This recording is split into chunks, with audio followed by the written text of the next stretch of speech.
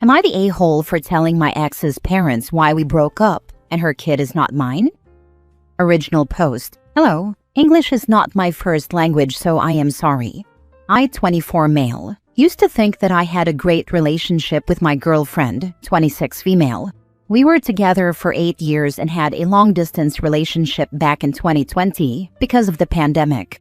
I even had a ring ordered for her. I was ready to propose.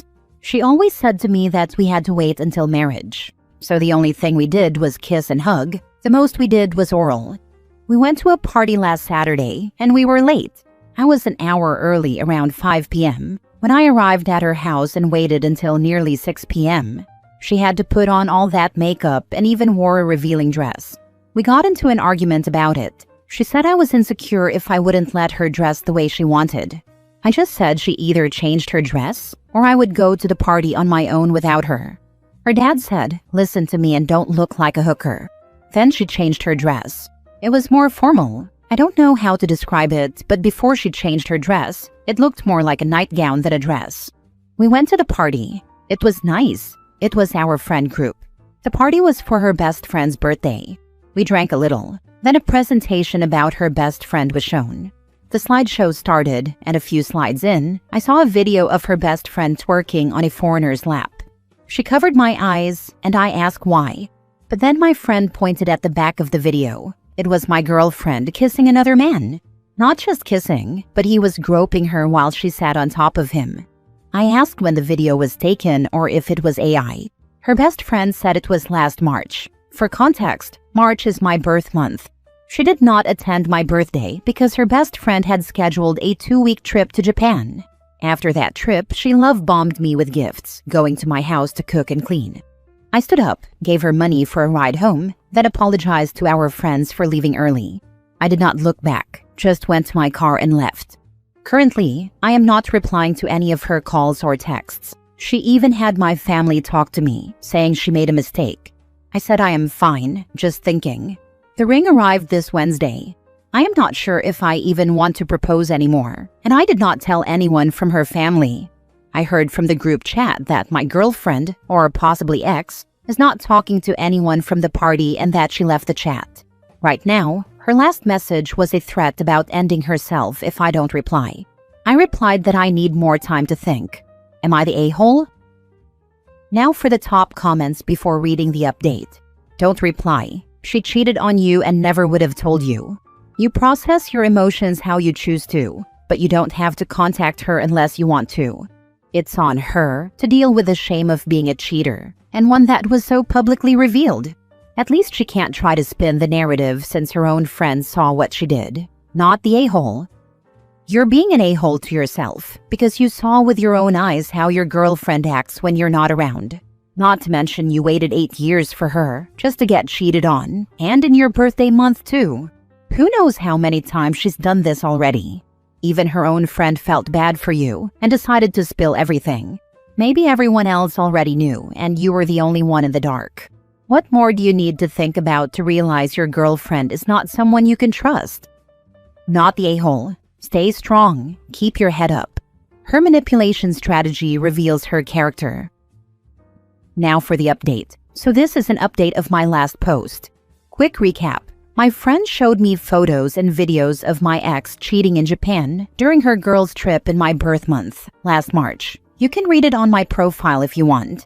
She tried to contact me the last few days until 2 days ago, then she stopped. So earlier today, she came to my house with her parents and dropped a bomb. She is pregnant, and her parents were so happy, because according to them, they will have their first grandbaby. I asked my ex if she hadn't told them. Her parents asked, "Told us what?" I told them everything, from her telling me to wait until marriage, to the time she cheated in Japan, to how our friends showed me her affair, and even her threats of ending herself. Her mom started being hysterical. She told me I was lying and asked if I wasn't the father, then who was it? I told them to ask her, but she doubled down and said I was the only one she had sex with. I said we never had sex and told her I was not the father. I asked how many months the baby was. She said 5 months, almost 6. I told them she got pregnant in March, the month she went to Japan. I felt bad for the looks her parents gave her. They looked so disappointed and ashamed. Her father then stood up and asked her who the real father was. She kept insisting it was me, until her mother looked at her and said, "Stop digging a bigger hole." She admitted she didn't know and even said it was a one-time thing, claiming she was a virgin before and after Japan.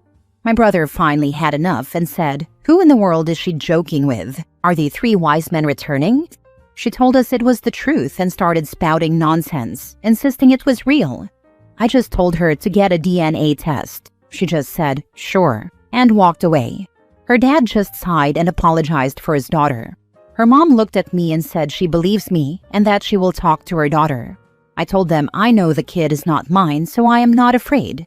They said they believe me and will not ask me to support the child during the pregnancy. They just want me to relax and look for DNA testing clinics. I said I will, and they told me that if the kid is not mine, they will reimburse me the cash that is needed. Right now, I am researching DNA testing clinics here in my country to see if it's possible to do it before the child is born. However, my ex posted something online about deadbeat fathers and how some parents will believe others but not their own daughter. Not the a-hole, obviously. Look into non-invasive prenatal paternity testing. It is completely safe, only requiring a blood sample from the mother and a cheek swab from you. No need for any drama here. Just get the test, prove you're not the father, then move on with your life. Really? I will try to search more about it. Thank you very much. Good luck to you. I saw in your other comment that you feel bad for her, and I understand. She made a terrible choice that will have permanent consequences on her life. But her response to this situation is quite revealing.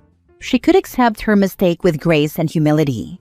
Instead, she is responding with hostility, revealing her true character.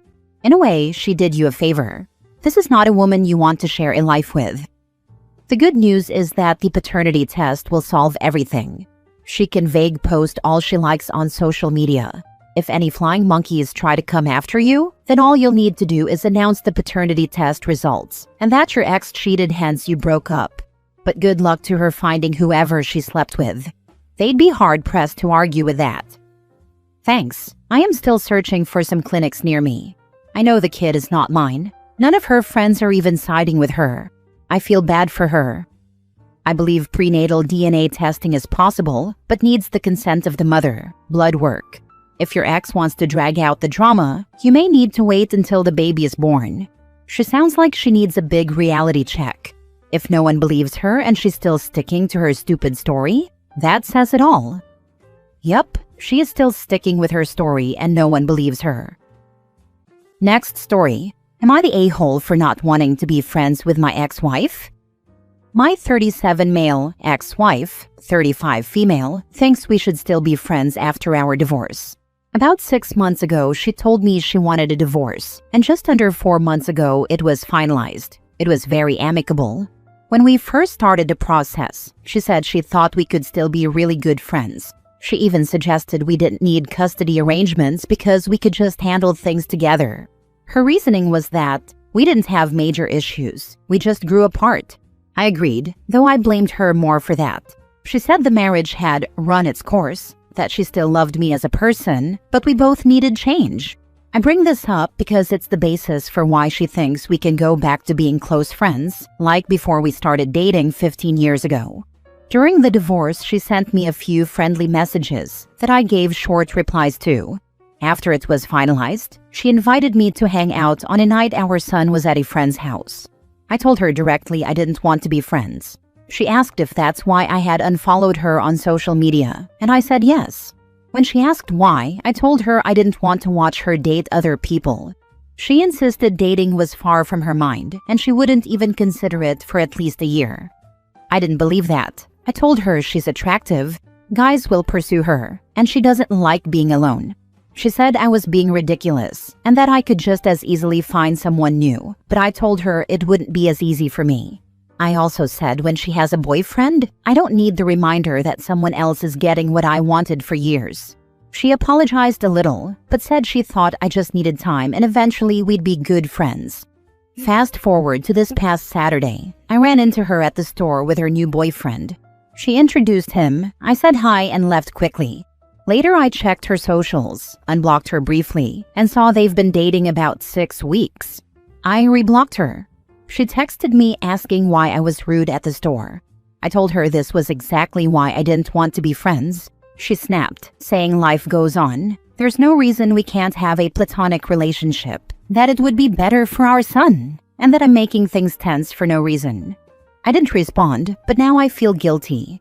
I still care about her, but I don't want to watch her move on, hear about her new relationship, or pretend I'm fine with it. Does that make me the a-hole? Or is it reasonable that I don't want to be friends after everything? Now for the comments. Not the a-hole. Turn all your energy into co-parenting for your son's sake. I think it's important to still have a relationship with your ex, but not a friendship. Friendly? Sure. I don't think you have to make any grand declaration that this will be your approach. Just hard to ignore her for anything other than stuff to do with your son. Set your own boundaries and stick to them. You don't owe her anything other than a cooperative co-parenting relationship. And that's as much for your son as anyone. This is where I want to be. I don't think we have to do Christmas or his birthdays together. I think when the major events come down the line, we can all be mature and friendly, enjoying his sports, graduation one day, major events, but we don't need to be friends. She seems to think we should be able to pick up where we left off before we went on that first date back in 2010. It's had me pulling my hair out thinking I was the weird one. Sounds like you have the right mindset. Now just do it. She has no right to tell you what to do or how to feel anymore. Tell her you are committed to being a rock star co-parent for your son, but other than that, you aren't interested. It may hurt her feelings, but she needs a reality check. This sounds a lot like my divorce about 8 years ago. My wife had emotionally checked out of our marriage long before the divorce, so she was happier than I was about everything at the start. She tried to be my friend after, and was used to me worrying about her emotions.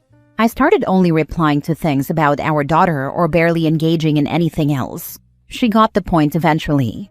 We are both remarried now and are friendly. We even all go out to eat for my daughter's birthday, get together for pictures before a formal dance, etc. But we aren't friends. Yes, I see you've been through it. I'm sure it will get there. I don't know why she pushes so hard. Maybe it's guilt? She has acknowledged that she got way too comfortable in our relationship. She said she ended it and stuck to it for both of our sakes. And she was probably right about that. But it still stings. I fluctuate between being relieved I'm single and being bitter we couldn't fix this when the issues seem so obvious in hindsight. Not the a-hole. She says she's taken ownership of her part in the failed marriage, but she obviously hasn't. She hasn't acknowledged what years of emotional neglect can do to a person. She doesn't get the pain involved. Protect your peace, brother. Be civil and cooperative for the kiddo, but you don't need to be friends. She's just trying to soothe her guilty conscience. You don't need to give her that. Forgive her for your own peace of mind, but that doesn't mean being friends. You don't owe her anything after what she did. I'm starting to think this as well. I do appreciate that she recognizes how comfortable she had gotten in our relationship, and she truly believes she stuck to the divorce for my benefit as much as her own. I can't fault the logic. But I think you're right, that the push to be my friend is actually driven by guilt. Last story. Am I the a-hole for telling my dad's soon-to-be ex-wife that she's never going to be able to make me or my brother feel responsible for her and dad's divorce? My brother, 19 male, and I, 21 female, lost our mom when we were 5 and 7. Dad met his wife when we were 9 and 7. They dated for a year before he mentioned introducing us, and he asked us how we felt about it. At the time, our reaction was that we didn't want a new mom. He reassured us that she would not be our new mom, but maybe our stepmom. We met her, got along okay with her, but weren't super fond or close. Dad kept talking to us, and we'd all spend time together. But we still didn't want her as our new mom, and when they got married when I was 12 and my brother was 10, it remained our stance, but we were okay with Dad being with her. The not our new mom thing came largely from school, where kids said that's what she'd be because we didn't have a mom anymore, and other adults framed it that way. It was really annoying. So Dad and she agreed that he would keep primary parenting responsibilities, and she would be there in a supporting role with us. Dad said it would allow us to get closer without her being hated for taking over and being the bad guy. She has since admitted that she genuinely believed we would eventually come to see her as our bonus mom and not a stepmom, that we would accept her as more and she would be one of the parents. She and my dad had 2 more kids together when we were teens, and things were good. We never got especially close to her. She never became the mom figure she wanted to be.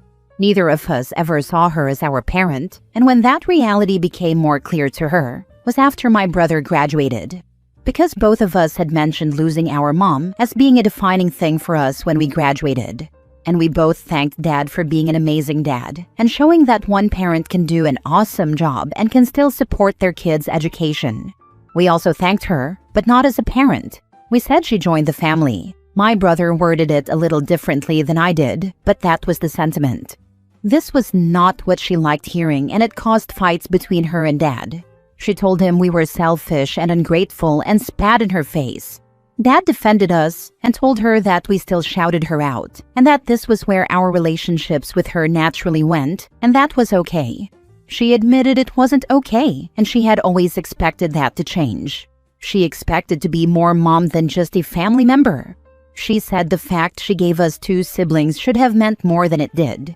Then she told Dad she wouldn't do it anymore, and she didn't want us around if she would just be family and not one of our parents. Dad said he'd choose us every time, and she filed for divorce. They have been in the middle of this divorce for almost a year now, and their final court date is approaching. I think that's why she made a point of trying to blame us when she saw us at Dad's recently.